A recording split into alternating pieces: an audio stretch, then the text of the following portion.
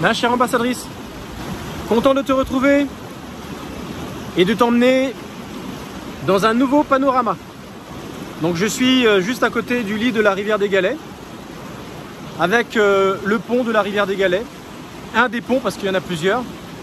Et en face de moi, c'est le front de mer, là où va se jeter l'eau qui coule du cirque de Nafat jusqu'au large, jusqu'à la mer. Voilà, j'espère que tu vas bien.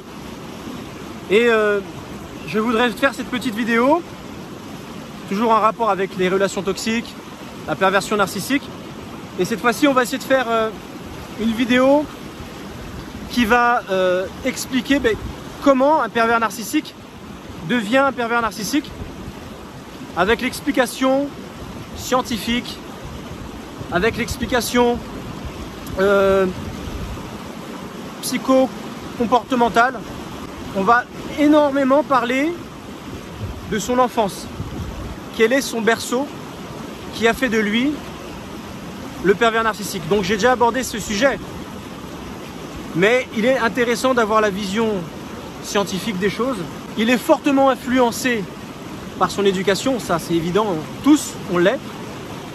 Mais tu vas te rendre compte que ce sont des codes qui lui ont été donnés. Et c'est des codes, même s'il les a reçus, la vie fait que on peut tous s'améliorer. Ça dépend si on le veut ou pas. Tout simplement. Alors, l'explication scientifique du pervers narcissique qui devient un pervers narcissique, elle est simple. Il n'y a qu'à regarder la façon dont la personne a été influencée dans son enfance avec ses parents ou ses tuteurs lorsque tout a commencé. Comment devient-on une personne qui un jour aura ce besoin viscéral d'exister dans le regard admiratif de ceux qui vont partager sa vie ou vivre avec lui? Comment on en arrive à ça? Comment devient-on un pervers narcissique au point que le pervers est complètement dans l'absence d'alter ego? Il ne fait les choses que pour lui-même, parce qu'il sait pertinemment qu'il n'a pas confiance aux autres, il n'a confiance qu'en lui. Comment devient-on pervers narcissique? Pour qu'un jour, on soit dans ce qu'on appelle un asservissement complet, total, de l'autre pour pouvoir vivre. Voilà, il devient notre esclave. Et encore une transformation. Comment devient-on pervers narcissique? En ayant Dieu que pour soi. Alors c'est pas celui qui est en haut, hein. Je parle des deux yeux. C'est-à-dire avoir le regard constamment tourné vers sa propre personne. Alors, lorsqu'on devient pervers narcissique, il y a ce qu'on appelle une clé de décodage. La première clé, elle se lie par rapport à l'enfant, au nourrisson, plus exactement, qui vient de naître. Forcément, il a toute l'attention de la maman.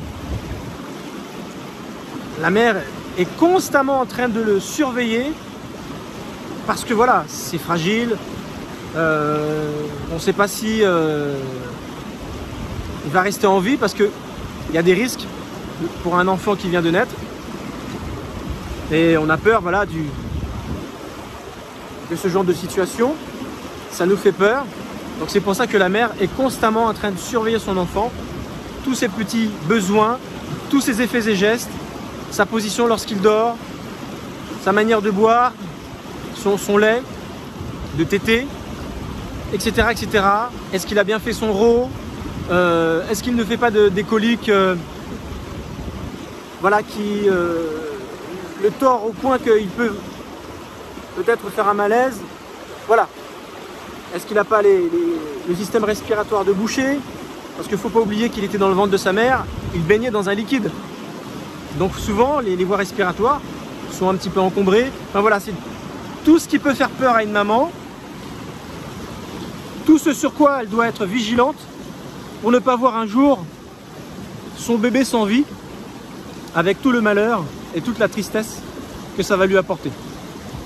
Alors, de par cette situation délicate qui demande beaucoup de soins, beaucoup d'attention, la mère va avoir vis-à-vis de cet enfant, de ce nourrisson, une attention particulière qui va faire de l'enfant un petit peu son tout. La personne la plus importante, qui demandera le plus d'attention. L'enfant sera le tout d'une partie de la vie de sa mère. Et la clé de décodage numéro 2, c'est que ce nourrisson devenant enfant, jeune enfant, préadolescent, ben l'enfant va apprendre qu'il n'est pas le tout d'une partie, mais simplement la partie d'un tout. Et ça va être difficile pour l'enfant, surtout arrivé à 2-3 ans. Il ne va pas comprendre. Il va se mettre à pleurer, mais ça ne sera pas des pleurs parce que j'ai faim, ou parce que j'ai mal au ventre, ou parce que j'ai sommeil, j'arrive pas à trouver le sommeil, je suis fatigué. Non, ça sera des pleurs pour tester l'attention qu'il voudrait avoir vis-à-vis de sa mère, vis-à-vis de celui ou celle qui s'occupe de lui. En gros, c'est pas assez. Je veux toute ton attention, je veux que tu t'imprègnes de ma présence, je veux être tout pour toi. C'est ça en fait ce pleur. C'est une crise de colère narcissique. Et oui, le nourrisson, le bébé, enfin surtout le bébé qui a plus d'1 an, il teste, il a besoin de savoir s'il est toujours le centre d'attention de sa mère. Et il va se rendre compte qu'il n'est plus le centre du monde, tout simplement. Alors, si le parent ne met pas des limites, si de temps en temps il ne laisse pas l'enfant pleurer parce qu'elle sait pertinemment que le ventre est plein, que le rot est fait, il n'y a pas de colique, les bronches ne sont pas prises, il n'y a pas de peur, il y a tout ce qu'il faut dans la chambre pour l'occuper. Il y a l'odeur de la mère sur un vêtement pas loin de lui, etc., etc. Mais le problème c'est qu'il est 3 h du matin. Et l'enfant, il veut jouer. Il veut qu'on soit là avec lui, il a décidé de jouer. Et il n'est pas content de se retrouver seul. Donc, ben, ça sera une crise de colère. Je veux qu'on s'occupe de moi, je veux qu'on soit avec moi. Et la mère va lui faire comprendre par cette limite qu'elle va imposer, ben non. Non, moi je dors, parce que sinon demain je vais être fatigué, parce que je vais à nouveau m'occuper de toi. Et pendant que toi tu seras en train de dormir, moi je vais devoir faire à manger parce que t'as un papa qui rentre le soir, t'as des frères et sœurs qui rentrent après l'école, et tout ça c'est moi qui gère. Donc, si je ne dors pas là, je vais être claqué. Voilà grosso modo comment la mère va mettre des limites. Et cette éducation qu'elle va donner au fur et à mesure à son enfant, c'est quelque chose qui va permettre à l'enfant de sortir de ce nombrilisme. Mais si la mère ne met pas de limite, eh bien cette éducation va être transgressée. Le message qu'elle va envoyer au bébé qui teste en permanence, ben c'est que il a le droit de le faire puisque sa mère cède, lui donne ce dont il a besoin. Donc ça va être une éducation transgressée, autorisée par la mère, les parents, et du coup ça va donner des mauvaises habitudes, des mauvaises manières à l'enfant. Et il va prendre ça pour un acquis, pour quelque chose de tout à fait normal. Si après cela on lui enlève, il va dire bah non, tu me l'as donné pendant un certain temps, c'est ma normalité. C'est pour moi des choses qui sont tout à fait indues. Et malheureusement, ces mauvaises manières vont persister avec le temps. Et si jamais, en voulant malgré tout essayer de donner une certaine éducation, l'enfant va commencer à évoluer, eh bien l'enfant n'hésitera pas à utiliser cela, ces mauvaises manières, comme une provocation pour tester constamment, bien s'il est toujours éligible, si on va toujours céder à ce qu'il demande. Donc d'un côté provocation, d'un autre négligence des parents. Alors bien sûr, ça c'est un premier cas de figure, des parents négligents et qui laissent l'enfant dominer. Mais ça peut être tout l'inverse, ça peut être également des parents qui sont pas du tout dans la négligence, mais au contraire, dans la dominance. Ce sont des enfants qui sont terrorisés, tyrannisés, parce que leurs parents sont des vrais tyrans. Et donc, c'est une autre façon de faire de son enfant un futur tyran, donc un futur pervers narcissique, mais par imitation. Il va tout simplement répéter ce qu'il a toujours connu quand il était enfant, lorsqu'il était enfant, en estimant que c'est quelque chose tout à fait normal. Je l'ai subi, j'en suis pas mort, je le fais subir.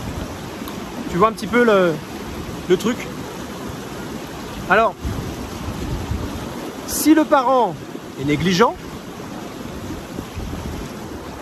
l'enfant, qu'est-ce qu'il va faire? Il va développer son moi. Tu te rappelles, dans la vidéo précédente, je t'expliquais les 3 aspects pour lesquels Sigmund Freud avait établi, décrit la façon dont un être humain se développait autour du moi, le surmoi et le ça. Je t'avais donné l'exemple de l'iceberg. La partie visible, le moi, c'est-à-dire le comportement. Le surmoi, la partie en dessous du niveau de la mer, qui correspond un petit peu à notre gendarme intérieur, notre conscience, ce qui nous pousse à faire d'une façon ou d'une autre pour faire les choses avec notre code du bien et du mal. Et la partie plus profonde, inconsciente, tout ce qui est pulsionnel, mais inconscient. Eh bien, en étant un parent négligent, le moi, la partie comportementale, va devenir un sur-moi. Alors pas tel qu'il est en dessous du niveau de la mer, qui est la partie de la conscience, mais plutôt un moi surdéveloppé, un égocentrisme, un nombrilisme surdimensionné. C'est ça que le parent négligent va donner comme possibilité à l'enfant. Et ça, c'est pas bon, parce que du coup, c'est l'enfant qui va devenir dominant. C'est l'enfant qui va devenir tout puissant. Et il ne va pas se gêner pour prendre ce rôle. Tu vois ce que je veux dire? Alors, si jamais il devient tout puissant alors qu'il est enfant, et que en ouvrant sa bouche, en gueulant un bon coup, en faisant un scandale, il voit que les choses se mettent exactement comme il le souhaite, comme il le désire, comme il l'exige, qu'est-ce qui va se passer chez lui au niveau développement chez l'enfant? Il sera dans l'impossibilité d'apprendre pour changer son comportement. Pour lui, ça sera quelque chose d'impossible parce que on lui aura donné la solution de facilité pour lequel il n'y a pas d'obstacle. Donc, prendre sur soi, la patience, la maîtrise de soi, c'est des choses qu'il ne voudra pas entendre. L'attente sur tout cela, non. La bonté, la bienveillance, non. Lui, il dit, il exige, il prend. Il ne demande pas, tu vois. Donc changer ses comportements, qui sont puérils, ça sera impossible de lui demander de faire ça, et pourtant on vit en société. Donc on est obligé de vivre dans la politesse, le respect, des codes, des règles sociales, des codes de déontologie. Les lois, pour lui, ça va être difficile, puisque la première loi, celle de son foyer, il ne l'aura pas respectée parce qu'il n'y en aura pas eu s'il a affaire à des parents négligents. Par contre, si jamais ce sont des tyrans, des parents dominants, des règles, il y en aura trop eu, c'est l'inverse. Alors si jamais il devient ce type d'enfant pour qui on cède tout, il aura un rapport, si tu veux, à la dominance. Il va constamment chercher à dominer. Il ne supportera pas qu'on lui fasse obstacle, qu'on lui barre le chemin, qu'on lui fasse comprendre que c'est nous le responsable, le chef, le professeur, le responsable, etc. etc. Non, il ne veut pas l'entendre. Et si ça ne lui plaît pas, parce qu'il y a un rapport d'âge qui fait qu'il ne peut pas toujours gagner, il va bouder, il va faire un scandale, ou sinon il va partir, parce qu'il aura compris qu'il n'aura pas toujours l'ascendant. Cette défiance de l'autorité qui va être mise en place, en réalité, c'est très symbolique par rapport au spectre de l'autorité qui est le père. Il va développer, si tu veux, une résistance à l'autorité d'une manière générale, à tous les niveaux de la société. Et en plus de cela, il va développer un ego surdimensionné. Il va s'estimer quelqu'un d'indispensable, le sauveur, la personne qui ne peut être que sollicitée par sa présence. Il a besoin d'être en vue. Il a besoin d'avoir son petit monde autour de lui. Tu vois le genre de personne, lorsqu'il y a une soirée, il y a tout un tas de personnes autour de lui, mais il n'y a que lui qui parle. On n'entend que lui. C'est comme si constamment il faisait son show. Il a besoin de son public. Son public qui l'accepte en tant que star. C'est lui qu'il faut regarder, c'est lui qu'il faut écouter. Et tout ce qu'il dit, on acquiesce. Grosso modo, c'est un petit peu ça, tu vois. Et il a besoin toujours de son petit monde. Il va y avoir également une sorte de fétichisation. Soit ses parents, son père, sa mère, un professeur, un maître, un coach, va lui dire « tu as une compétence particulière ». Comme la plupart des enfants, on en a tous. Mais lui, il ne va pas se contenter de l'apprendre comme quelque chose à développer. Non. Et qui va progresser et qui va devenir quelqu'un habile dans un sport, doué dans une matière scolaire. Non. Il ne va pas la développer lui. Il va dire, il va s'appuyer à partir de cette compétence, il va en faire un fétichisme. C'est-à-dire, il paraît que je suis, et il va en faire toute une montagne. Et il va se présenter sous ce jour-là, comme quoi il est quelqu'un d'exceptionnel, quelqu'un de particulier, parce qu'il a ça. Alors qu'en réalité, d'autres l'ont, et ils n'en font pas un fromage. Simplement, lui, c'est juste pour se mettre en avant, se mettre en valeur. Tu vois? En plus d'être ce type de personnage qui aura pris forme dans son enfance, il aura ce besoin de liberté. Mais c'est pas un besoin de liberté, prendre l'air, non. C'est plutôt libre, là où il n'y a aucun obstacle. Il ne supporte pas qu'on lui fasse barrage. Pour lui, ce besoin de liberté, c'est ce besoin que personne soit sur ma route. Je fais ce que je veux, quand je l'ai décidé et quand je le dis. Grosso modo, c'est ça. Il veut être également un modèle parental. Alors c'est paradoxal, hein. Il veut qu'un de ses enfants prenne modèle sur lui. Donc il va un petit peu le former à devenir comme lui, pensant qu'il est un modèle. Alors que lui-même, il aura été, si tu veux, un parent absent, bien que présent physiquement, un parent négligent, pas vraiment impliqué dans la vie de ses enfants. Et quand je dis négligent, c'est pas qu'il laisse faire, il donne pas d'éducation, c'est qu'il néglige son rôle. Plutôt ça. C'est pas vraiment le parent qui cède aux caprices de ses enfants. Non, c'est qu'il ne prend pas au sérieux le rôle qu'il est censé être vis-à-vis de ses enfants. Et en plus de cela, il est un parent désagrégé. C'est-à-dire qu'il n'est pas du tout en binôme avec son conjoint, où ils sont censés se partager les tâches par rapport à la vie de famille et surtout par rapport au rôle parental. C'est pour ça que je te dis qu'il est désagrégé. Et au contraire, il ne prend pas son rôle, sa part qui lui revient, du genre, sa femme est enceinte, elle va accoucher du énième enfant et il ne sera pas là, alors qu'il pourrait être là. Parce que ça ne l'intéresse pas, il va faire autre chose. Alors ça c'est typique. Ou du genre, il y a un enfant qui est malade, il va se trouver quelque chose à faire parce qu'il n'a pas envie d'emmener l'enfant à l'hôpital alors que la mère a peut-être d'autres enfants à gérer, ce serait compliqué de gérer les enfants en bas âge en même temps que d'emmener l'autre enfant à l'hôpital. Tu vois, ce genre de situation. Ça l'agace de devoir être responsable.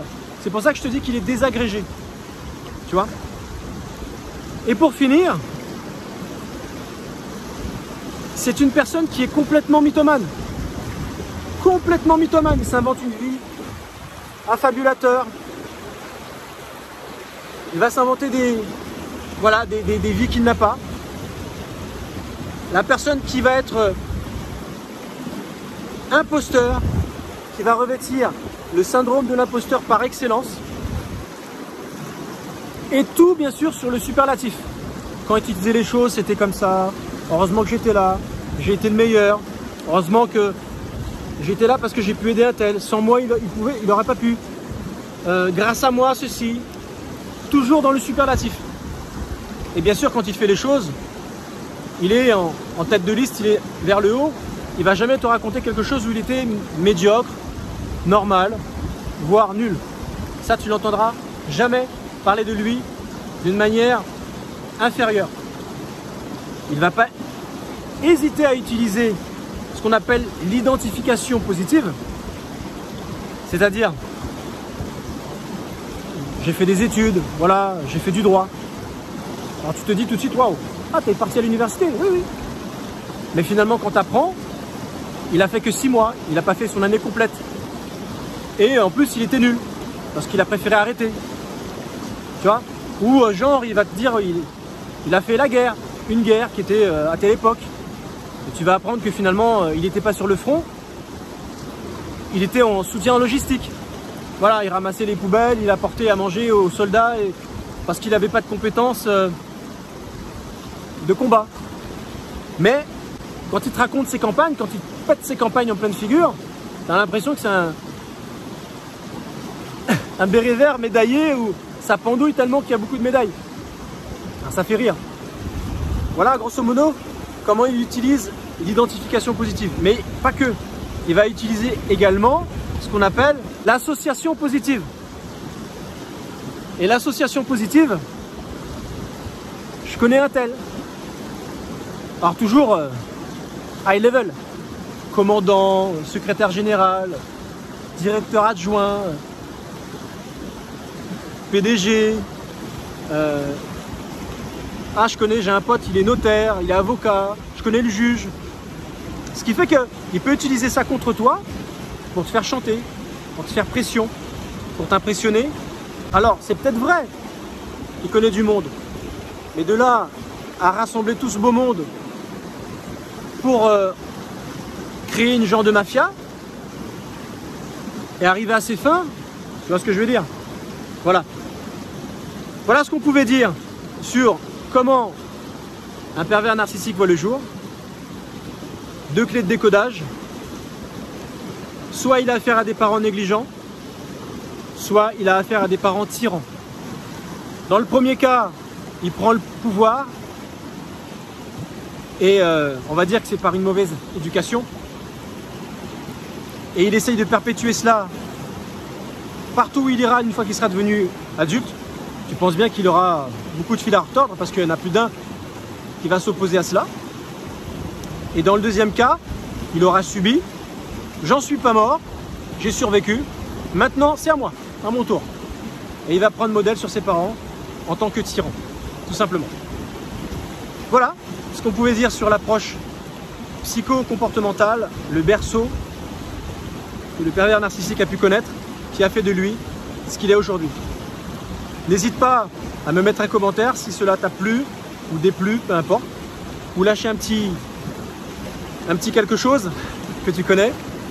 Mais j'aime surtout voilà, que vous me disiez ce que vous en pensez, ça me permet d'améliorer mes contenus et surtout d'en prévoir d'autres. Merci de m'avoir écouté. N'hésite pas à faire le quiz si jamais tu as besoin d'aide. Le fait de le remplir, ça prend moins de 5 minutes.